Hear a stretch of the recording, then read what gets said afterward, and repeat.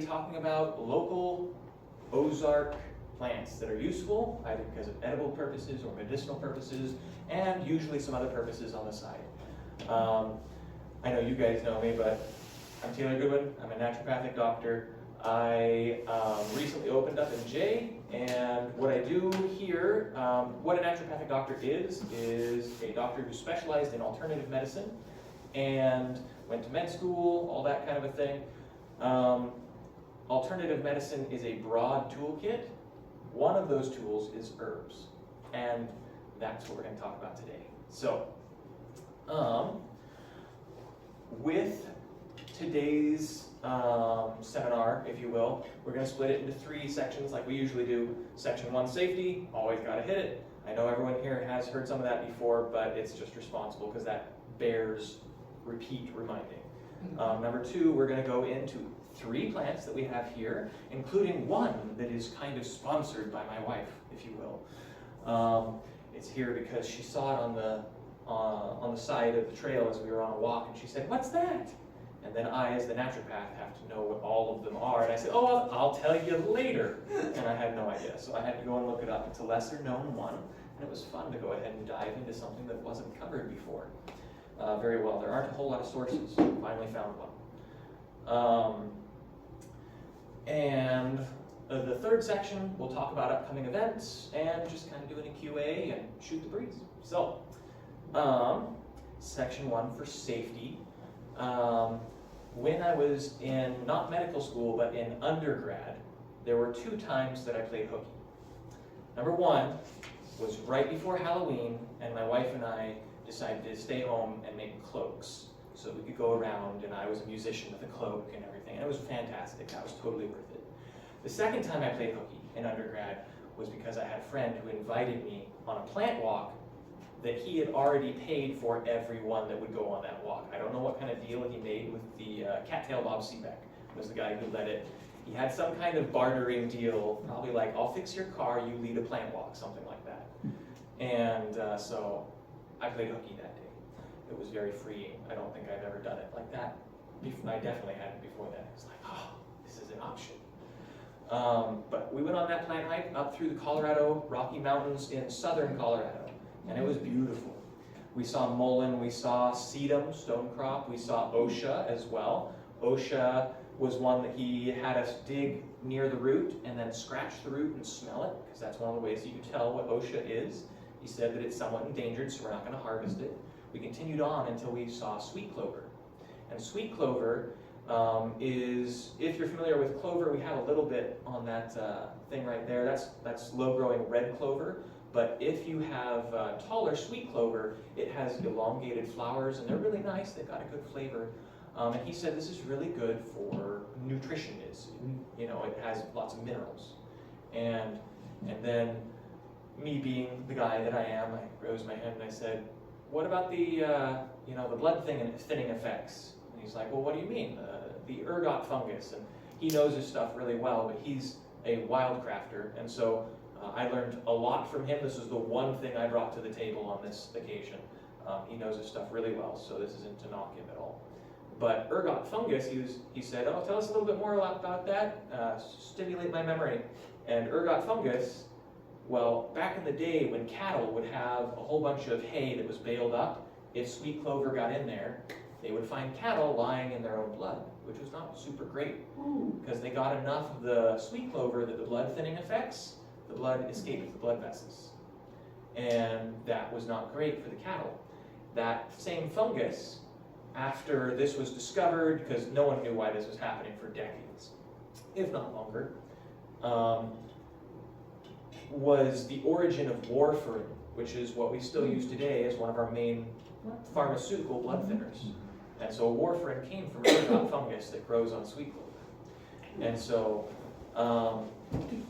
this story has 3 purposes in being told. Number 1, there's always going to be something left out. I have left out things when I'm presenting, and many very respectable people have left out things when they're presenting, or sometimes it's a little outside of their expertise. Not everyone is an herbalist that talks about plants, not everyone is a botanist, not everyone is a wild crafter, not everyone is a gardener. Those are all related but different primary expertise areas. And so it's just good to be mindful of that. So try to have more than one source, do your homework, and it's always best to be safer rather than more exploratory. So there's a saying that I've picked up, I believe I picked it up from Dean Patrick, or his Green Dean, Florida.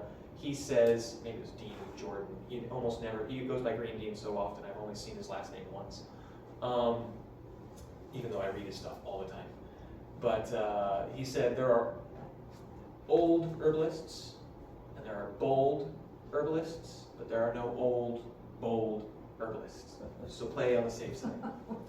So, second reason I tell this story is make sure you know your plant. Osha, I mentioned, was on this hike, also sweet clover. Once you know your plant, if you misidentify or get it crossed up, you can have some unhappy events. Osha looks like poison hemlock, which we've talked about before. It also looks like cow parsnip. There are some lookalikes that you just have to know. There were some kids who just grabbed a random plant and made whistles out of them, and it was a hollow stem, and that was poison hemlock, and that was a sad story where those kids, that was unfortunate, they weren't able to be helped in time. So treat plants with respect, and you generally will do all right. But if you go kind of willy-nilly or you're on the bolder side, that's where we want to kind of rein back in. So most plants, they'll give you an upset stomach or something like that rather than straight up poison. So there were fatalities with the kids that Yes. blew the poison hemlock Yes. reeds. Poison hemlock is not a very forgiving plant. And that was enough just touching it with your mouth. Yes. If you put poison hemlock in your mouth, even if you don't swallow, that's very bad news. Wow. So this is also why we don't go around and taste plants typically. If you're really experienced, you can go down to it and you can say, I know that for sure that it's this genus, and I know nothing in this genus, which is kind of like a subfamily. Right. Nothing in here is poisonous. If you get to that level, you might read about a botanist who tastes something to try to identify it. He's doing that, or she's doing that, because they know the family so well that they know that they're safe. That doesn't mean that you just do that with any plant. You'll also see a survivalist thing that's gotten really popular in certain circles where it's like, here's how you tell if something's edible. First you take it and rub it on the skin. Then you take it and you rub it on the teeth. Then you take it and you chew on something to spit it out. Then you do this, and there's this sequence of testing it. I mean, it's better than just eating it, like randomly, but things that are rubbed on the skin, you might not have a skin reaction to something that still would cause internal damage. So sure, if you're dropped on an island and you have no idea of anything anywhere to eat, it's this or starve, I mean, in that case, it's a better tool than eat a random thing. But anyway, know your plant and you'll be much safer. So, isn't the mouth very absorbent in the cells that yes, absorbs our mouths, very quickly? the wetter skin on the inside of our mouth, it's called, well, the outer layer is called mucosa, and all mucosa is absorbent. It doesn't have keratin, the hard stuff that we have in our outside skin, and some other layers that we have to keep stuff out. As soon as it's in, our body assumes we want it the rest of the way in. It's like a sponge. Yeah, exactly. Yeah. And so if you look at the bottom of your tongue, you have two very large veins that go underneath your tongue. And that's why some medications, you're told, put them under your tongue and hold them there. Is so that you absorb them without them going through the stomach acid that damages some medications or plants. So you can get some stuff going pretty quickly. Last month's plant, Perilla, I would often stick it there to get if someone needed calming fast. So that's kind of the idea. So know your plant. Third thing, Osha was endangered. That's the one that we typically talk about with endangered. There are a lot of others. There's also the Colorado columbine, which we didn't see on that particular trip, but I did see on another one. And unfortunately, one of our 16 scouts, because it was a scout outing, stepped on it, which was really not good because that's endangered. So that happened. Let's not name them because this is recorded, and that's actually a crime in Colorado. So yeah, that was a mistake. Anyway, they're endangered, so make sure that you take care of the plants. Otherwise, they can become, wiped out locally, if not further. So those are kind of the main things. I guess the last one on the side, if you're taking any medications, the safest, most conservative thing to do is talk to your doctor before you take herbs, especially if they're at a medicinal dose or they're a medicinal strength herb. Food herbs, still best to talk to your doctor, but I mean, you don't, it's a different level of concentration when you're adding it to a soup versus something else. So with that's safety. Any questions on any of that? Fantastical. Next, we have 3 plants. So we just had the freeze hit last Sunday. So a lot of things are starting to disappear. So, but there's still some use to, I don't know, at least curly dock I've seen still around. So let's start over here though. The 3 that we have Persicaria maculosa. And let's come around with this. The flowers have turned a little purple because it is dry, but the flowers typically are between pink and white, anywhere in between there. Yeah.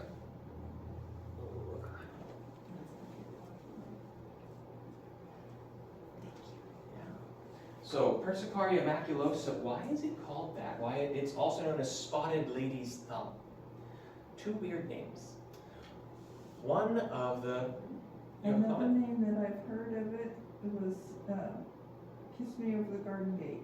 Kiss Me Over the Garden Gate. I haven't heard that one. That's awesome. When I looked it up, that's what it told me. And the spot Okay. ladies thumb. I'm like, what? Well, that And she sounds started telling me this, and I'm like, like it's got a story. Awesome. All right, so I'll have to look up and see if I can find the origin of that one.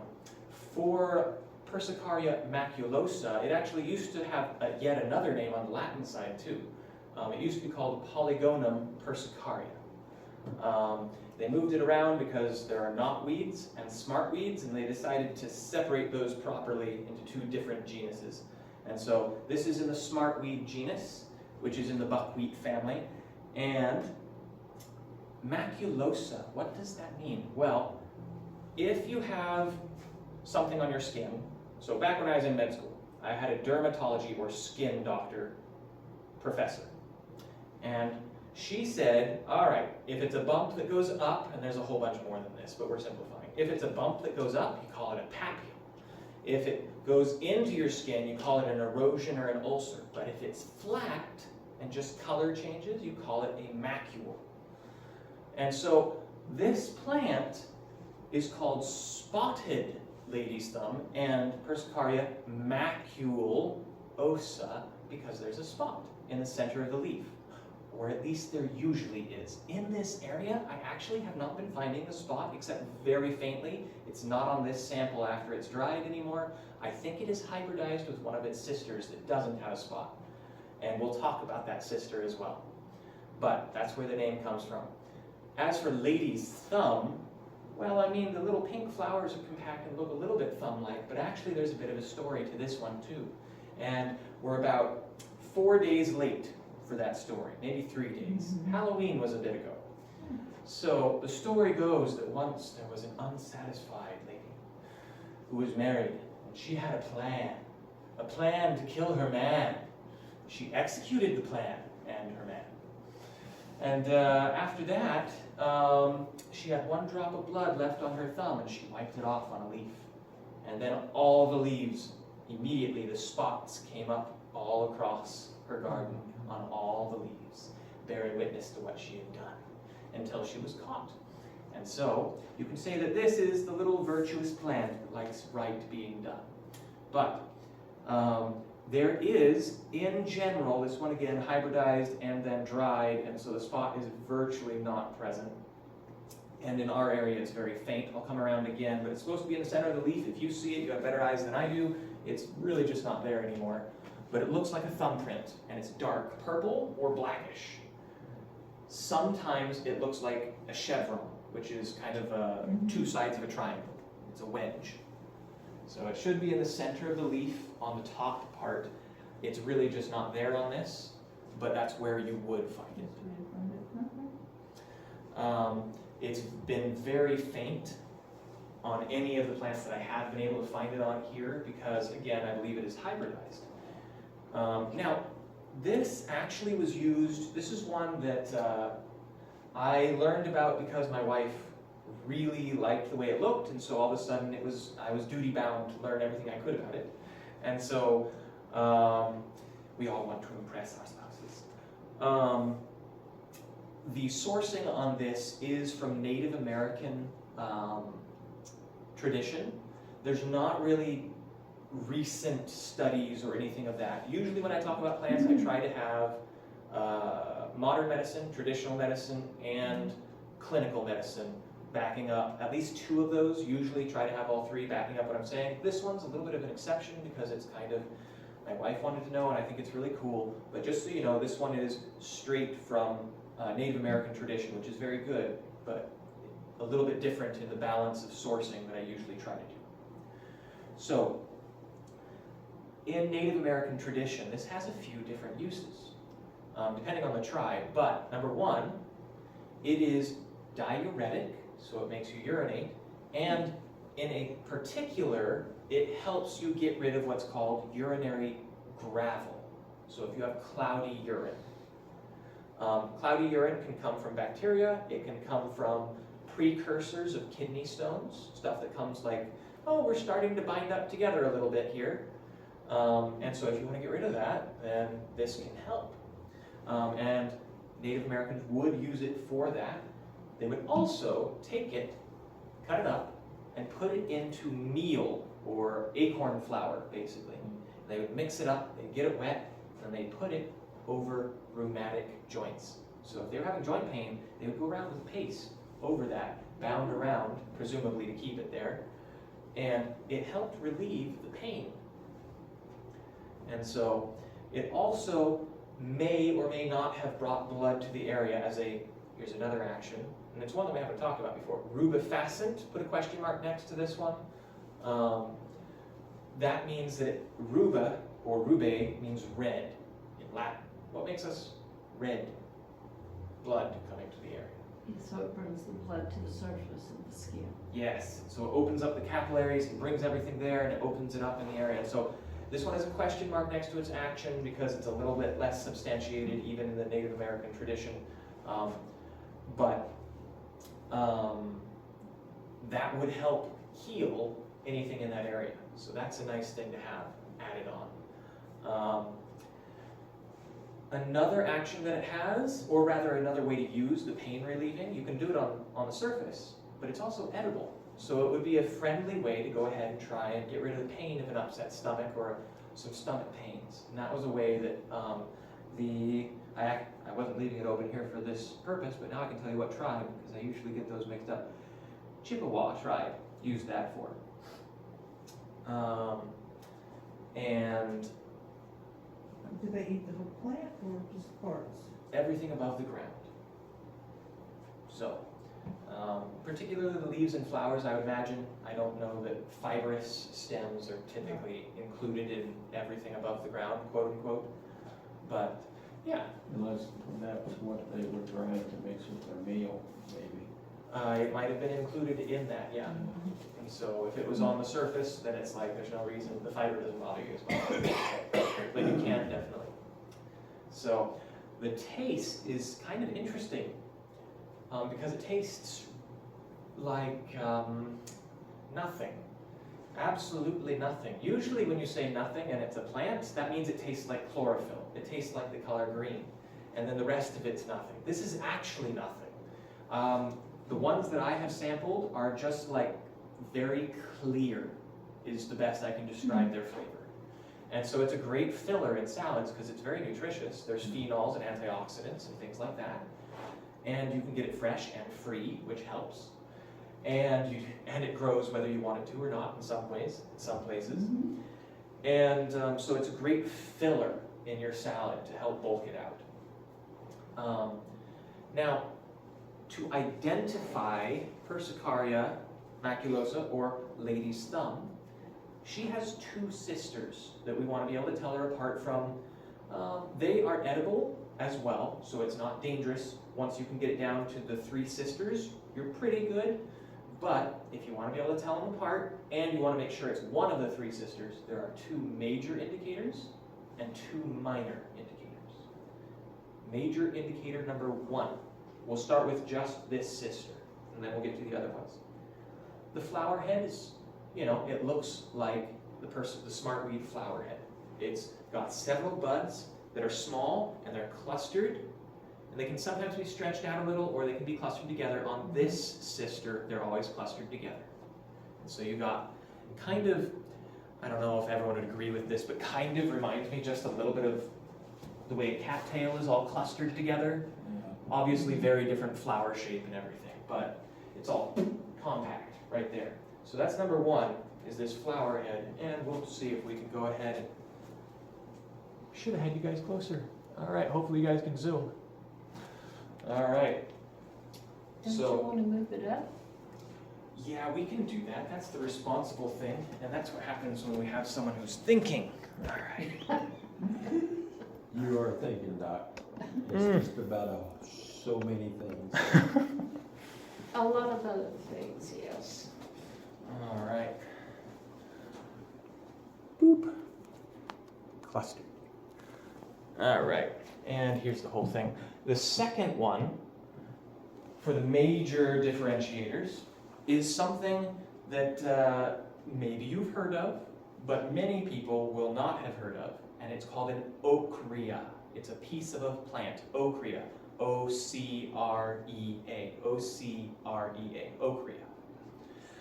And if that word is hard to remember, I just think this is actually how I remember some things. So forgive me, but actually if you don't forgive me, I'm still going to do it. An oak tree singing an aria while he gives smartweed to his love. All right, there you go. Ochrea. So around the base of the leaf stalk and the stem, here's a good one.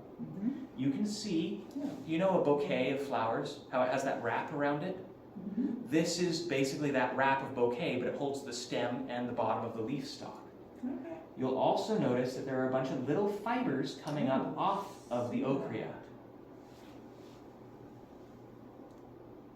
Those little strands. So we have the little bouquet. Usually it's a little greener than it is when it's dry. Right here, see that brown wrap? And then the fibers coming up from it. The wrap is called an ochrea, and this particular ochrea happens to have fibers coming up from it. Look for the brown wrap, and then the fibers coming up from it. You almost have it you had it all too far to the edge. Did I? Yeah, All right. there you go. Thank They you. can see it. Someone cares. All right. So, those are the two major ones. Minor ones, we already talked about the spot for identifying this one. And that one's a minor one because it can be there or not be there. The other minor one is one that you should not do until you have done the other 3, because that's taste. You don't taste something until you know it's in the right family. I guess we can also say leaf shape. The leaf shape should be alternate, and it should be lance-shaped leaves. They're long and pointy, lanceolate, and then alternate, one after the other. Note that the leaves come off of the stem, not 2 at every node, but 1, then another one, then another one. Oh, yeah. Check. So, quick refresher on opposite and alternate. If my forearms are stems and my thumbs are leaves, this is opposite, this is alternate. Oh. So, smartweed, or lady's thumb I should say, smartweed covers a lot of different plants. Lady's thumb is alternate, and it has lance-shaped leaves. Sometimes you get a spot, and the taste is very mild, but you should not taste it until you have all those other things. Right? Right. Exactly. So, now she has 2 sisters, an older sister and a younger sister. So the younger sister is very small, and by small I should say short, but only in 2 particular places. She has a short flower head, just like this one, but her ochrea is also short, and there are no fibers that you can see unless you have magnificent vision or a lens. They're very short, very hard to see. You won't notice them, generally. And so she is double short. Short flower, short ochrea, therefore younger sister. Then we have the middle sister. Oh, and her name, by the way, is Pennsylvania smartweed or Persicaria pennsylvanicum. The middle sister, we already said, has a short flower head and then a tall ochrea with the fibers coming out there.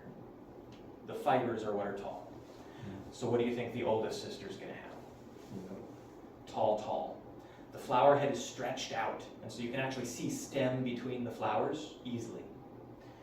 And then the ochrea still has those long fibers. So the older sister is Persicaria hydropiper. Persicaria hydropiper. Hydro means water. Anyone want to take a guess what piper means? Yeah, so it's the water right up the middle of it, probably to hydrate it. That's a good guess. Piper Oh, pepper. is, pepper. There we go. There we go. So it's water pepper. Why would it be called that? Well, the older sister has a bit of an anger management problem. She's very spicy. Yeah. Matter of fact, sometimes she gets so spicy that if you touch her, you might get blisters. Now, she is technically edible. Some byplays going on here. However, she is technically edible, so it's not that she's dangerous to touch. If you have sensitive skin, you might get blisters, but you can definitely eat this plant, the hydropiper, and you can use her for medicine, and she's great to add to food. Matter of fact, she's actually interesting culinarily. And this is one of the little side things where we pop on our chef hat, and it's all about that for a second. Now, with most hot peppers, cayenne all the way to ghost, everything in between, pretty much they run on capsaicin. That's their spice molecule.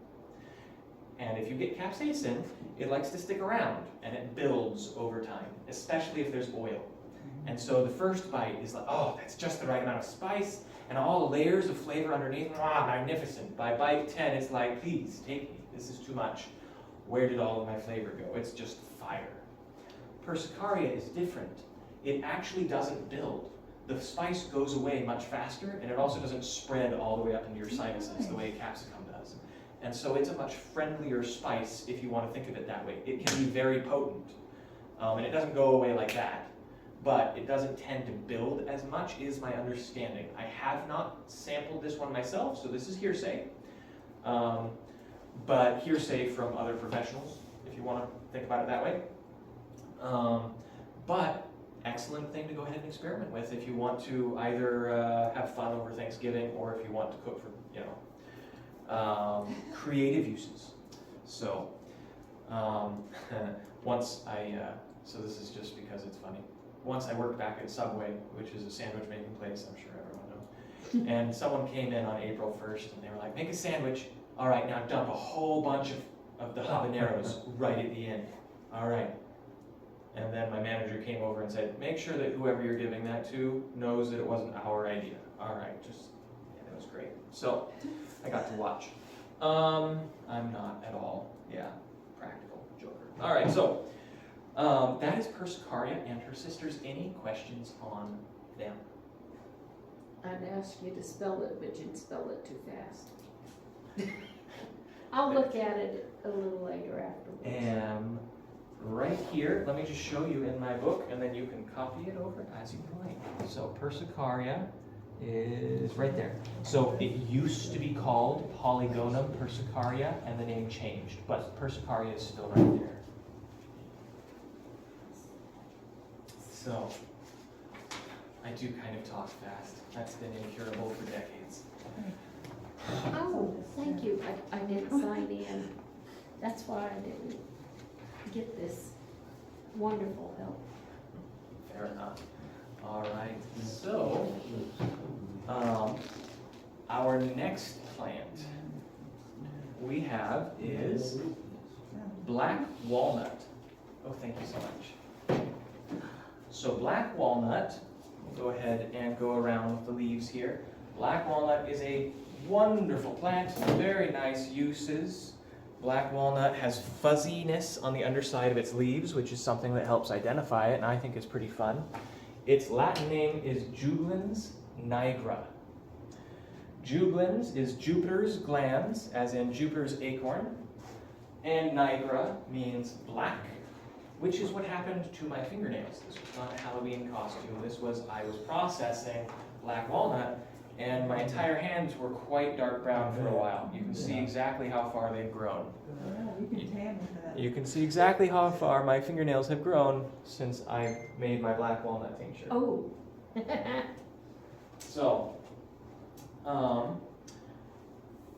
now, the word walnut actually has some fun history too. This is one of my favorite stories, I think, that I've come across in sharing plant lore. The whole bit of it, but walnut comes from England in about 400 BC-ish is when the black walnut tree came into that area, in the European area, and it wasn't native there, and so they called it wele nutu, which is foreign wele, nutu, nut, foreign nut. And actually wele is the root of Welsh, and so the Welsh were simply called foreigners, and so that stuck. And so now that's where that came from.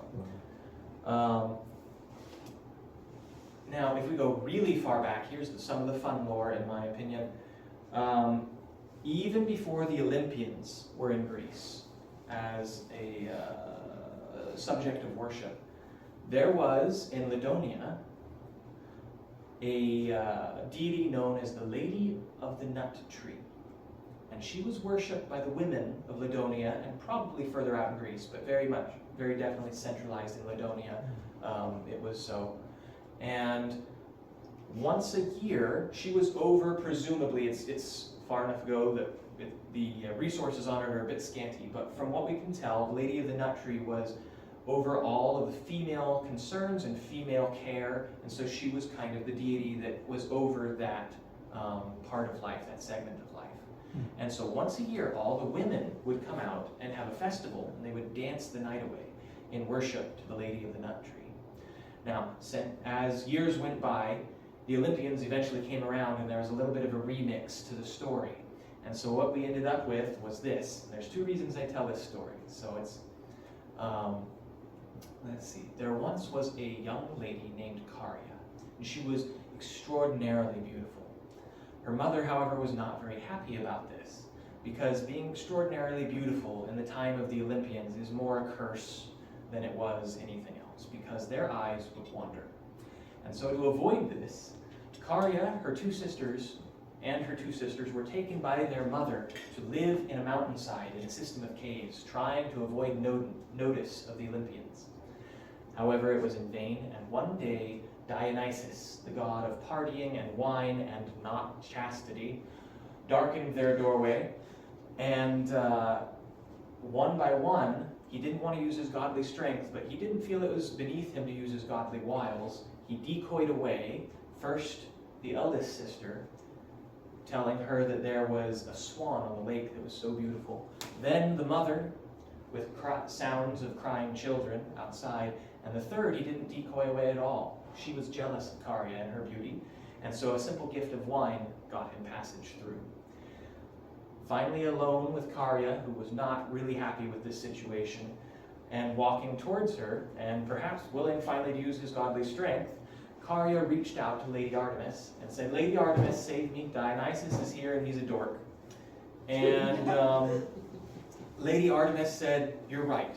And she was the goddess, Lady Artemis was the goddess of hunting, but also of women and of chastity. And so she heard this plea and she reached down and she touched Karya and she transformed into a black walnut tree. And she was granted the spirit of a nymph or a dryad who could leave at any time but always come back and be safe. And the tree was known as a guardian tree because it would keep away parasites like Dionysus, as well as fungus, bacteria, microbes, and even its guardianship was so strong it would force back plants away from its roots up to a 10-foot distance. And it still does all of these to this day. I haven't seen Dionysus, so it's working. So, And she became known as the Lady of the Nut Tree in Ladonia, but they worshipped the Lady Artemis for saving the Lady of the Nut Tree. And that's how that moved forward over time. And it's just kind of fun to watch the history. Yeah. But it also helps you remember all of its actions, because this is a premier, it's not like guaranteed, but if it works, it tends to work pretty well. It's antifungal and anti-parasite are its two big actions. It also is strongly astringent. Enough so that if you wipe it over anything, if you make a salve or a tincture and you apply it over a fungal infection on your skin, if it's effective, it'll help a lot. But it also tends to make your skin thicken up, because it astringes so much that it dries and it gets thick. That will go away as the skin regrows. It's not damaging, but just be aware that's what's happening. And it's very astringent.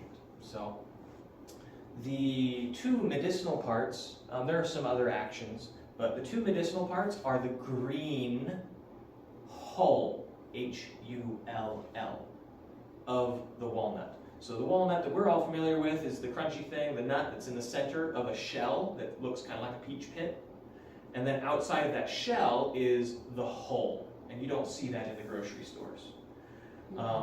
But it's also the easiest way to identify. Yes, there is, yes, the leaves are alternate. Yes, they have a little bit of fuzz on the underside. Yes, the bark, we'll come around with that, looks like this. It's just easier to show you than it is to try to describe intricacies of bark. That is not my specialty. That would require a special vocabulary to make it worth talking about. The green stuff is lichen. That's not part of the tree. Oh, okay. It is common to have lichen growing on it, but that's not part of the bark. Just FYI. You can have a black walnut without those green spots, flaky green spots.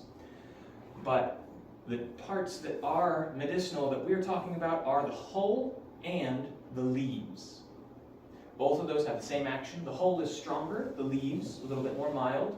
Technically the inner bark, I don't recommend using it. Even like when I'm doing medicinal therapeutics, I stick with the hull. It serves very well. The bark can get too strong in some ways, and it can be a little bit of a problem. It's not massively so, but it's just the hull is better. And then the leaves, if you want something that's there when the hull isn't. But technically the bark is also medicinal. When harvesting the hull, we'll get to the actions. We're going off this way. When harvesting the hull, you've got like 2 weeks of a window, because once it falls, you're on a timer. As soon as it falls, it starts to oxidize and change pretty quickly in a matter of days. They'll fall every few days, so you got 2 weeks while they're falling, but once they hit the ground, you've got days. And it goes from green to spotted to entirely black. And once it's entirely black, there's no medicine. It's all gone. It's all been converted to another molecule that is not going to do any good. At least not that we know of. So certainly not for the same actions that we're talking about. It gets softer as well. It's actually kind of fun. If you take a green hull and you tear it open, you'll see a creamy white interior for about half a second, and then it turns brown. It oxidizes quickly. So oxidizing's okay. Very quickly. Oxidizing's okay, but if it gets all the way through all of the fruit, that's no good. You can, ironically, dry them to prolong the molecule, because it changes on purpose, is what I believe, I understand. And so if you dry it out and it can't change all of that, then you keep some of the medicine. A better method is to make a tincture, and then you use the tincture year-round, or you just use the leaves. So, if you wanted to smell the tincture, it has a very nice and fun smell. I think you guys over here got that earlier. So,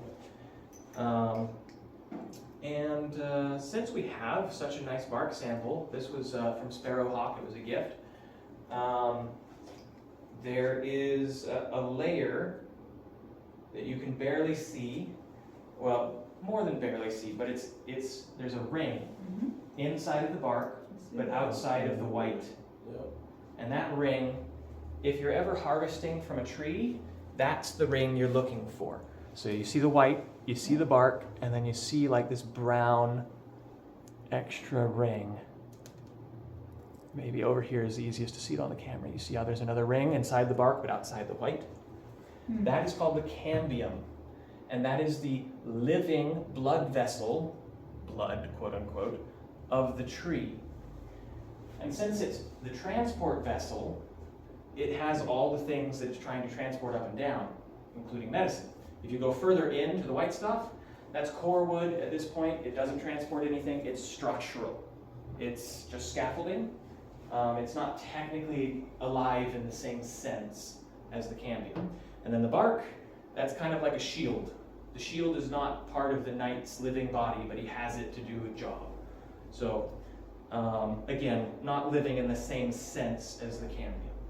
Every year, the cambium will turn into core wood and new cambium will be made. And so it's a constant turnover as the tree gets larger and older. And that's where rings on trees come from. So, and that's why we can use them to tell how old they are, typically, as well as how much water there was that season and how long the season was and a whole bunch of other things. So, couple more actions for black walnut. We talked about the big three: antifungal, antiparasite, astringent. Technically, it's also good for antimicrobial, which means it just kills a little bit of everything, bacteria, viruses, the whole lot. And it keeps back insects and vermin. They don't really like it a whole lot. There was one lady actually who told me, this is an anecdote, I don't have studies or whatever, but there was one lady who would leave black walnut holes.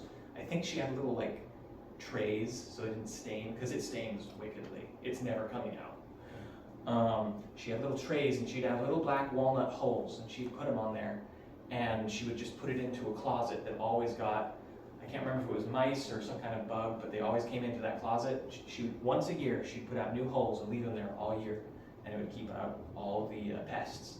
And so they really just don't like these. And it didn't smell like whoosh every time she opened the door. I asked her, she said that the scent went away pretty quickly, but it stayed effective. So it definitely is good for keeping back bugs. You can take the leaf and rub it on yourself, and it's called poor man's pest repellent. Or it's been referred to in that way. So, some really fun things about it. The best way to identify it, I think I got halfway through the sentence before I never finished it. The best way to identify it is you look up, you see a green hole, and you sidestep it, and then it hits. So, black walnut is easiest to identify when those tennis balls are around, and when they are, watch your step, because they can come down at any point, and they're heavy, and they hit pretty hard. So your car windshield, if it meets one, we know what will happen. We know who will win.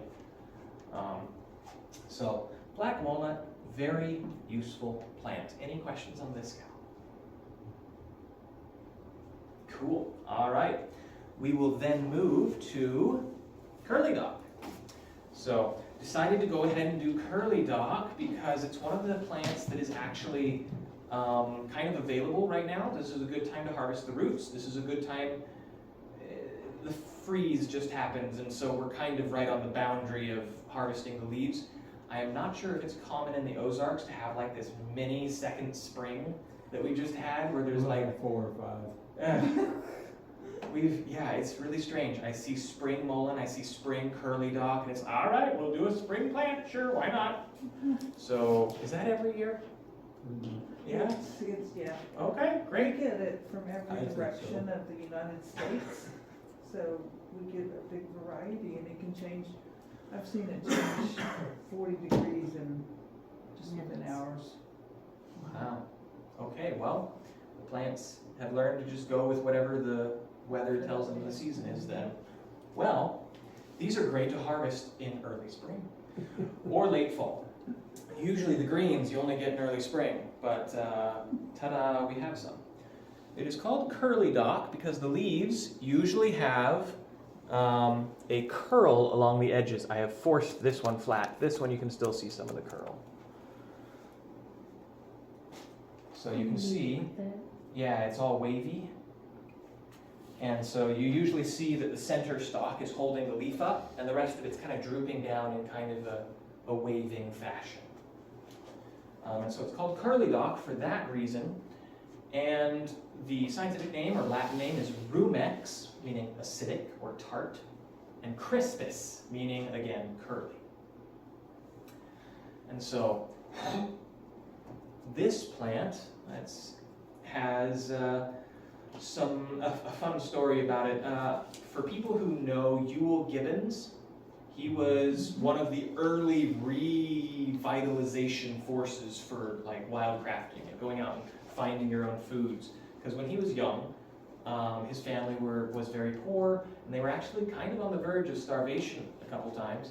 And so he learned what was edible, and he went out and he would find it, and he would bring it back home to share with his family. As he grew up, he kept that passion for plants, even as it was no longer a need, it was a want at that point. And he found some really cool ways to make things exciting and edible, in more than just pulling it off the plants and eating it. And one of his tricks that he liked, because he missed having greens through the winter, and so he had a trick with curly dock. He would go ahead and just a few weeks before the frost started hitting like really hard, or the freeze, he would go and he would dig up a lot of curly dock roots. He would cut off the tops, and then he would stack them with dirt in between them. And he would leave them outside until the frost hit really properly.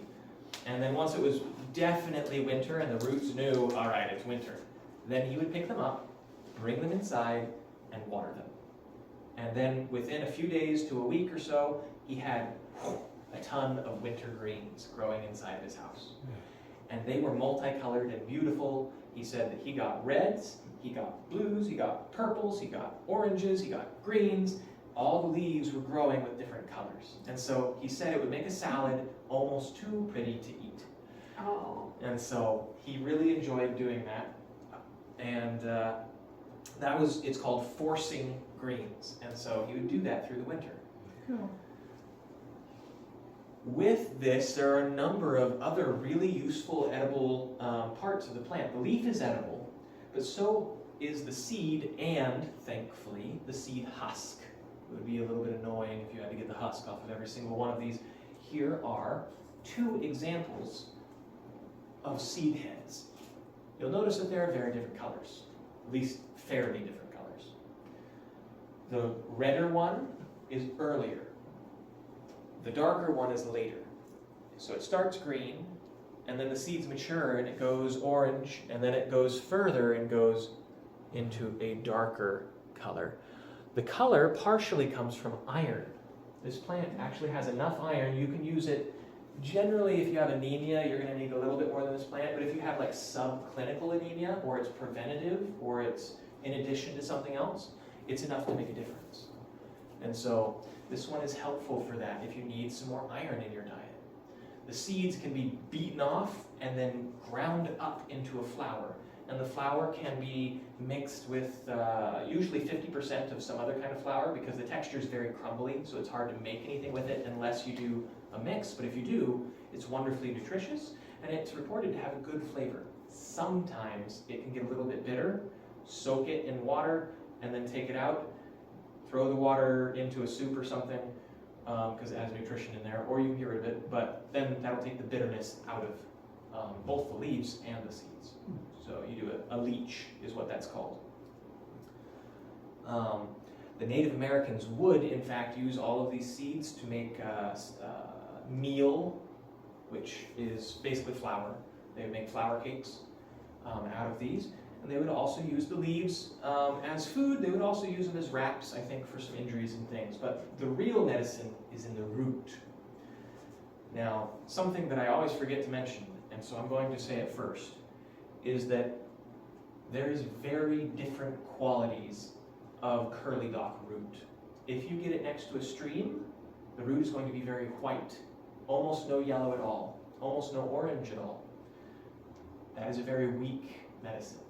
If it grows far away from water, not far, but like not right next to water, in dry, more rocky, more firm ground, much, much better color. And in this case, this is not every plant, but for curly dock, the color indicates the strength of medicine.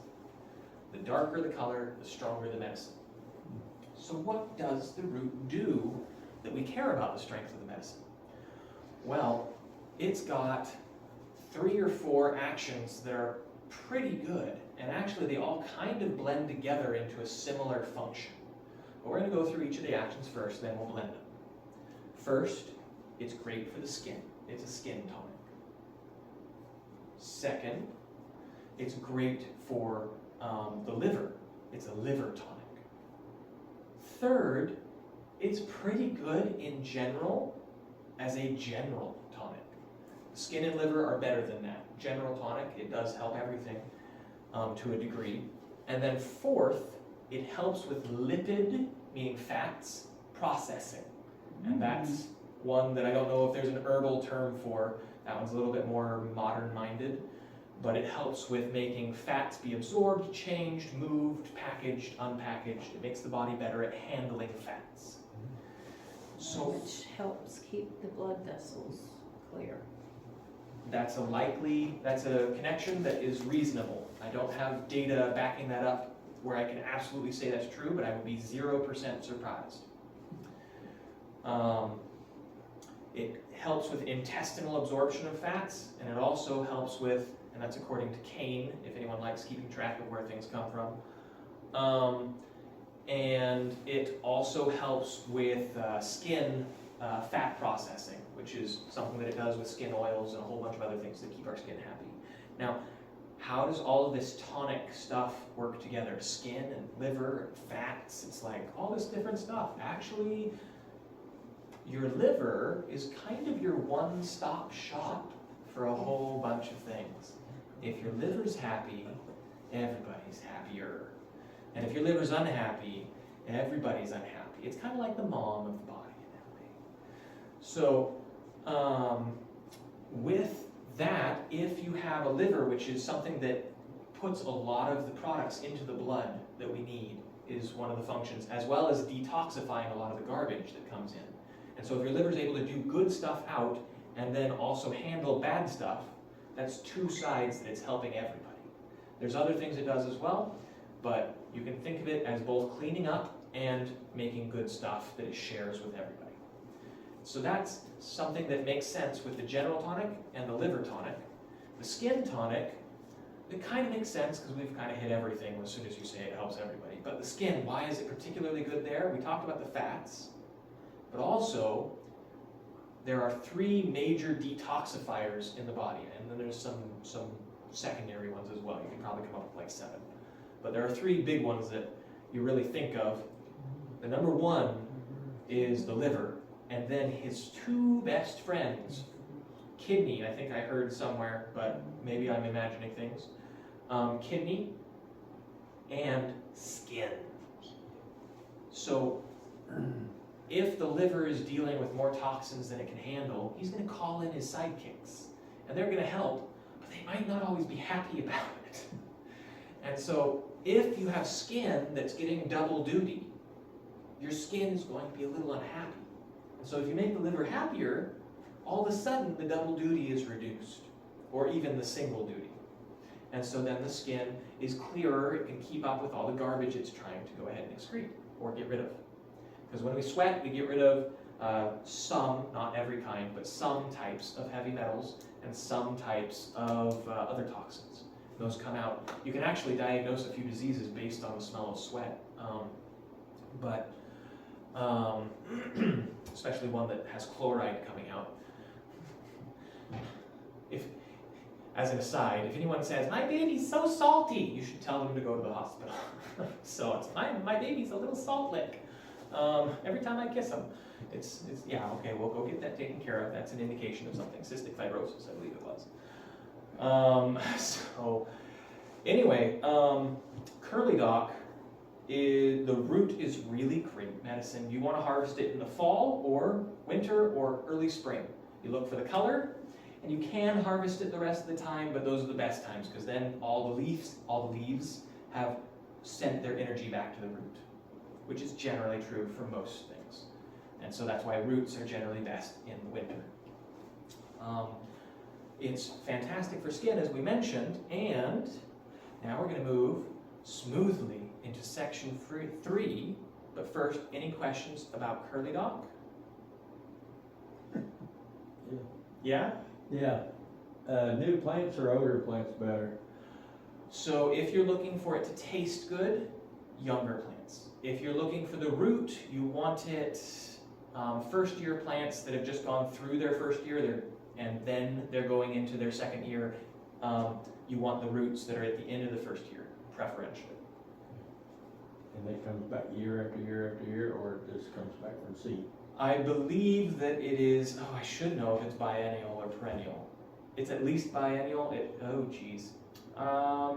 Great question. Because, what is it? Never mind. Good question. I think it is biennial, What about that and one? you want it in between the two. Smartweed, this one I think is, It just comes back, or it's from seed? I actually need to look at that one. That one was a newer one for me, so I don't know if I ever knew that. I should know it on this one. That one I don't think I've actually looked it up. So can I grow a walnut tree from a black walnut? Yes, it would take a while, but yes. So, Thank you. yeah, no worries, good questions. Any others on the black walnut or anything else?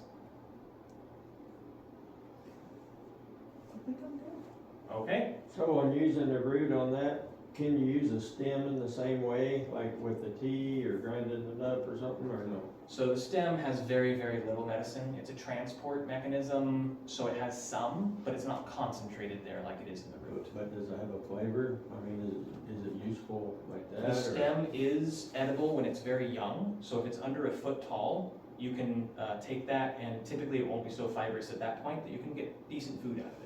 Once it gets older, it's so fibrous that it doesn't really count terribly much, although it's technically still edible, it's not pleasant. She's got me hooked on teas now, so I'm trying to tea everything. That's fantastic. One last note, actually, speaking of teas, which I don't know why that reminded me of this, but it did, it's not really related. The leaves have oxalic acid. So you don't want to have them every single meal. They're very nutritious, they're very good for you. It's like spinach, also has oxalic acid. Rhubarb also has oxalic acid. Good for you, but oxalic acid can build up and make kidney stones, and they also bind minerals. So you don't want to have it every meal. So it's a balance thing. Frankly, most of America's problem is not eating too much spinach. Most of America's problem is, oh, something on my plate's green, how novel. So, awesome stuff. Any other questions? This is all really good.